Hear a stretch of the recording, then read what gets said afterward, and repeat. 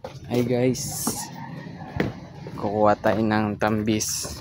Lagay natin dito sa aming likod ng bahay. Yan o, yan. Diba? Sarap, laki na ito. Itong laki. Ha? Sarap po. Para siyang kasoy.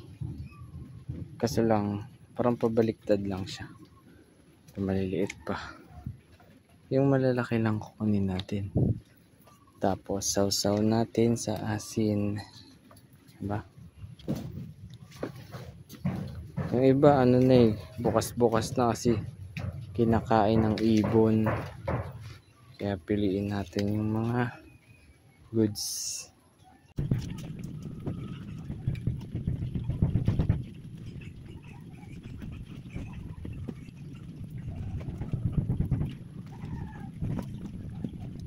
So ito lang kinuha ko, konti lang. Kasi hindi naman ako matakaw. Tsaka ngayon ko lang naman din kasi ito makakain. First time ko lang ito makain. Tanggalin natin itong sira. First time ko lang makakain nito. Kaya ito lang muna. Try ko lang kung masarap. Ngayon asin. Ito na siya. Naugasan ko na din.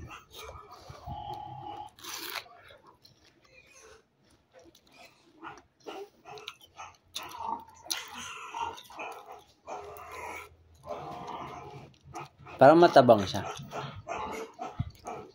Kaya natin sa natin sa asin.